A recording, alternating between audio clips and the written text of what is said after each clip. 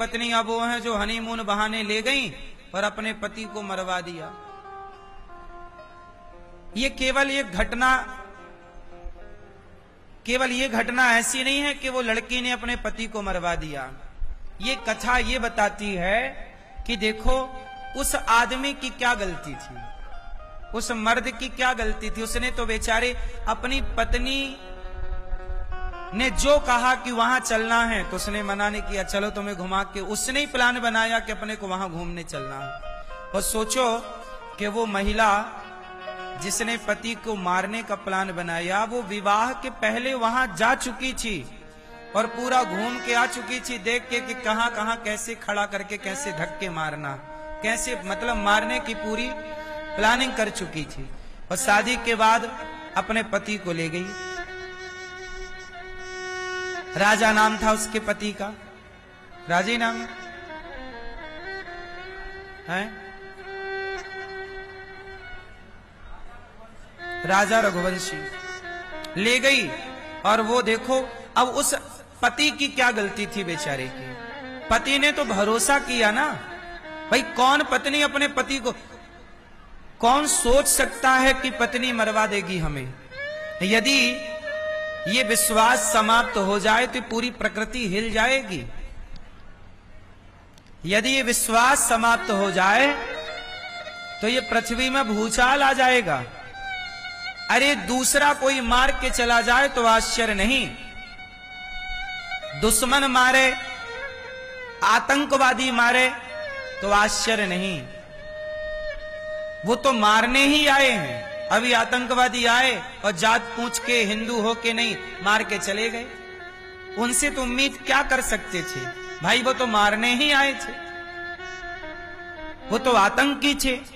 पर तुम तो अर्धांगिनी थी, साथ जीने मरने की कसम खाई और आपने शादी के महीने भर के भीतर अपने पति को आपने मौत के घाट उतार दिया, केवल इसलिए कि आपको कोई दूसरा लड़का पसंद है। तो जब पसंद ही था तो विवाह उसी से करती, फिर इसे बीच में बर्बाद करने की क्या जरूरत थी। उसकी तो जिंदगी खत्म, बेचारे को मार ही दिया।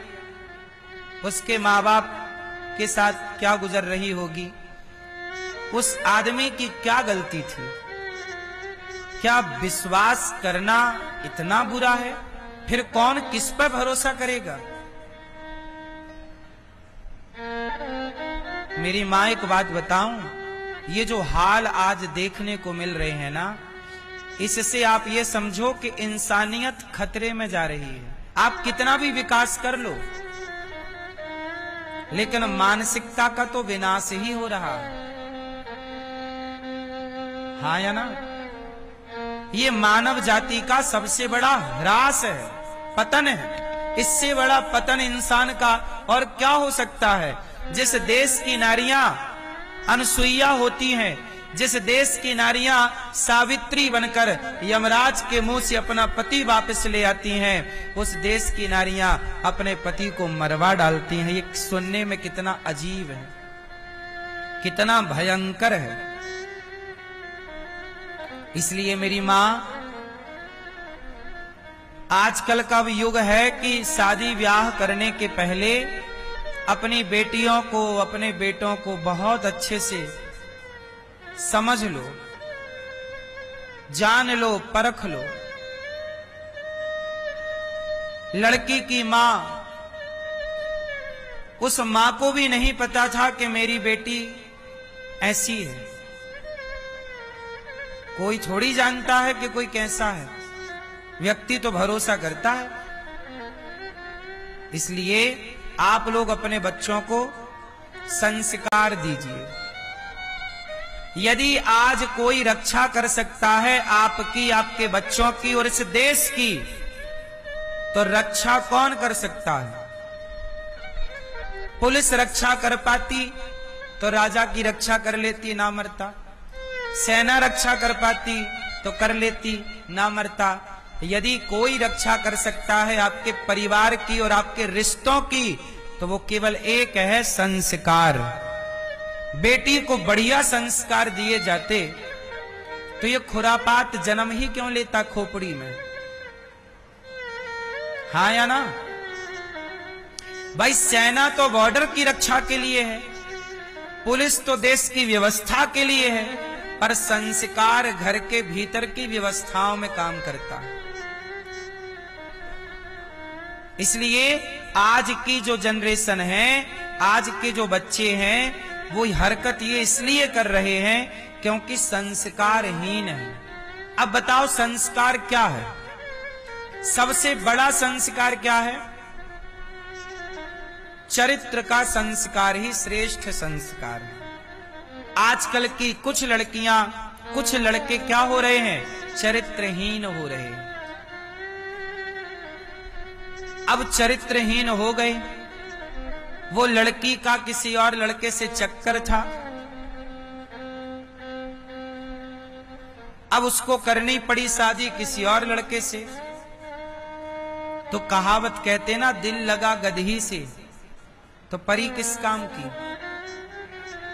जबकि वो लड़का देखने में कितना सुंदर था जिसको मार दिया, और वो जिसके संग उसका चक्कर था वो कितना घटिया दिख रहा है। ऐसे ही हाल वो ड्रम वाले केस में भी था कि अपने सुंदर पति को मारकर ड्रम में पैक कर दिया और एक घोचू लाल के संग भाग गई। आजकल ये लड़कियों की पसंद क्या हो रही है? इन्हें घोचू ही पसंद आ रहे हैं।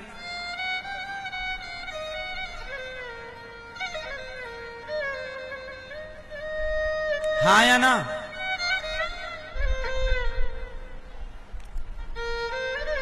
कमी किसकी है बताओ? थोड़ा संस्कार होता चरित्र का कि नहीं, मुझे विवाह के पहले किसी लड़के के साथ नहीं रहना।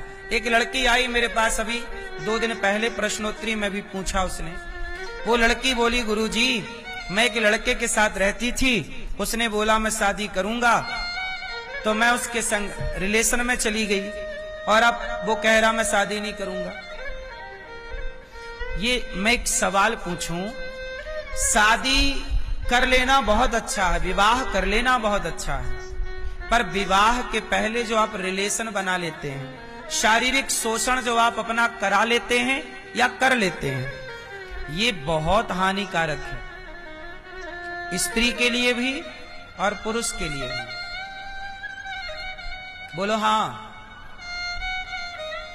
इसलिए कहता हूं कि शादी विवाह के पहले तक तो ब्रह्मचारी ही रहना चाहिए। पहले की यही परंपरा थी। अब आज के लड़के होशियार हैं, शादी हुई नहीं पहले ही उनका मन भटकने लग जाता है और वो अपना शारीरिक पूर्ति करने लग जाते हैं। उन्हें पता नहीं है, लेकिन उसके दुष्परिणाम क्या है। एक दूसरी बहन आई, उसने कहा गुरुजी हमारी बहन है, उसने विवाह किया और विवाह करने के बाद, बहुत ध्यान से सुनना, ये बात आपके काम आएगी भविष्य में। एक लड़की ने विवाह किया, विवाह के कुछ दिनों बाद पता चला कि उसके पति को एड्स की बीमारी है, एड्स है। तो डॉक्टरों को दिखाया, भाई ये कैसे हुआ? तब उस डॉक्टर ने बताया कि इस आदमी का बहुत सारी स्त्रियों से चक्कर था, तो ये एड्स हो गया। अब आज के लड़के लड़कियां जो लिव इन में रह रहे हैं, क्या है ये लिव इन ही एक प्रकार का एड्स है। ये लिव इन अपने आप में क्या है? एड्स है। ये अपने आप में एक बीमारी है, ये लिव इन है या नहीं? कोई भी लड़की शादी के पहले पराये पुरुष के बारे में ना सोचे, और कोई भी लड़का ऐसे संस्कार दो आप कि आपकी बेटी विवाह के पहले सोचे ही ना पराये के बारे में, और लड़का भी पराये नारी के बारे में विवाह के पहले सोचे ही ना, तो फिर देखो कोई संबंध, कोई रिश्ता कभी टूट ही नहीं सकता। गलतियां ये हो गई कि आपने अपनी जड़ों को काट दिया। सनातन की जड़ क्या है? बोलो। सनातन की जड़ है चरित्र। राम चरित्र सुनवे को रसिया, राम लखन सीता मन। राम कैसे हैं? चरित्रवान।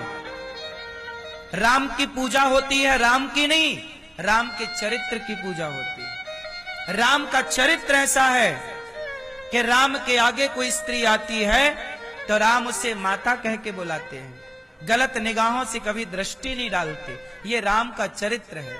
माँ बाप ने जो कह दिया स्वीकार कर लिया। ये चरित्र इस देश का रहा है। इस देश में ऐसा चरित्र नहीं था कि आप विवाह के पहले 17 जगह मुंह मारते रहो। हाँ या ना? ऐसे में तो इस देश का ह्रास हो जाएगा, हमारा अस्तित्व खत्म हो जाएगा। हमारा अस्तित्व किसकी वजह से है? हम सनातनियों का अस्तित्व ही संस्कारों की वजह से है। हम दुनिया में आज खड़े हैं तो टेक्नोलॉजी के बल पर नहीं, केवल अपने संस्कारों और अपने विचारों के बल पर। ऐसा विचार जिस विचार को दुनिया फॉलो करती है, वसुधैव कुटुंबकम, इस विचार को दुनिया फॉलो करती है। वसुधैव, बोलो वसुधैव कुटुंबकम, मतलब पूरा विश्व हमारा परिवार है। इस विचारधारा को पूरी दुनिया स्वीकार करती है। गीता के ज्ञान को पूरी दुनिया स्वीकार करती है। भारत के संस्कार सारी दुनिया में सराहे जाते हैं, पूजे जाते हैं। आज विदेशों की महिलाएं साड़ी पहनने लग गई, मंडप गढ़ने लग गया। जो जानते नहीं कि मंडप क्या होता, तेल चढ़ता, हल्दी चढ़ने लग गई। भारतीय विधि विधान से विदेशों में विवाह चालू हो गए और भारत में विदेशों के हिसाब से विवाह चालू हो गए। मतलब हम विदेशी महिलाएं मांग भरने लग गईं। गुड मॉर्निंग, गुड आफ्टरनून की जगह जय श्रीमन नारायण, जय श्री कृष्णा बोलने लग गईं, भगवान का नाम बोलने लग गईं, कीर्तन करने लग गई, प्रभात फेरियां विदेशी लोग निकालने लग गए। और तुम 10 बजे तक सोकर नहीं उठते। ह्रास हो जाएगा। पूरी दुनिया में 52 देश हैं, 52 से ज्यादा कंट्री हैं जो मुस्लिम कंट्री है। 206 देश हैं इस धरती पर लगभग, कुछ कम ज्यादा हो तो आप देख लीजिएगा। मैंने जब जीके पढ़ा तब 206 थे, अब कुछ घट बढ़ गए हो तो आप जानो। 206 देशों में एक भी देश ऐसा नहीं है जो हिंदू राष्ट्र हो। अभी मैं एक जगह गया तो मैंने वहां देखा कि वहां छोटे छोटे बच्चे खेल रहे थे। सारे बच्चे मुसलमानों के थे। कोई बच्चा 8 साल का था, कोई 10 साल का था, कोई 12 साल का, कोई 15। छोटे छोटे बच्चे कॉलोनी के, वहां मुस्लिम बाहुल्य क्षेत्र था तो एक खेत पर सारे बच्चे खेल रहे थे। 5 साल का बच्चा भी वहां था और 8 साल का और 12 साल का। मैंने देखा कि लगभग वहां पर 30-40 बच्चे थे। मैंने दूर से देखा, वो सारे बच्चों के सिर पर टोपी थी, जबकि बच्चे कोई 5 साल का था, कोई 10 साल का, कोई 15 साल का। सारे बच्चों के सिर पर टोपी थी। बोलो हाँ। खेल रहे थे, जबकि वो क्रिकेट खेल रहे थे, बच्चे हैं, खेल रहे थे। सबके माथे पर टोपी थी। पर तुम बताओ कि तुम्हारे बच्चे के माथे पर तिलक है, गले में तुलसी की माला है, तुम्हारे बच्चे के मुंह पे भगवान का नाम है, गीता का श्लोक है। कैसे तुम्हारा विकास होगा? तुम्हारी संस्कृति का विकास कैसे होगा? माथे पर तिलक लगाओ। हिंदू हो तो हिंदू की तरह रहो। मुसलमान का बच्चा तो नमाज पढ़ता है, तुम्हारा बच्चा गीता कब पढ़ता है? तो मुसलमानों के कंट्री हैं 52, आज 52 कंट्री है। मुझे विश्वास है कि उनकी 70 कंट्री भी हो सकती हैं, उनकी 100 कंट्री भी हो सकती है, क्योंकि वो अपने धर्म के लिए बड़े कट्टर हैं। वो अपने धर्म को प्यार करते हैं, अपने मजहब को बड़ा प्यार करते हैं। लेकिन तुम कहां प्यार करते हो? कहां तुम्हारे बच्चे गीता से प्यार कर रहे हैं? भगवान को गाली और देते हैं, अरे भगवान कुछ नहीं होता। मुसलमान कभी नहीं कहता कि अल्लाह बल्ला कुछ नहीं होता। पर हिंदू 1000 मिल जाएंगे जो टीवी डिबेटों में बैठ करके हैं, पता नहीं हिंदू हैं कि भी नहीं, पर वो गाली भगवान को देते हैं। बोलो हाँ। इससे क्या होगा? आपका ह्रास हो जाएगा। जो व्यक्ति अपने संस्कारों को नहीं फॉलो करता, जो अपने आदर्शों पर नहीं चलता, बर्बाद हो जाता है। हिंदुओं के पतन का सबसे बड़ा कारण है कि हिंदू अपने सनातन संस्कृति को लेकर कट्टर नहीं है। मैं कहता हूं मुसलमान को कट्टर होना चाहिए अपनी संस्कृति को लेकर, ईसाई को भी कट्टर होना चाहिए अपनी संस्कृति को लेकर, लेकिन हिंदुओं को भी कट्टर होना चाहिए अपने संस्कृति और संस्कारों को लेकर। कोई समझौता नहीं होना चाहिए।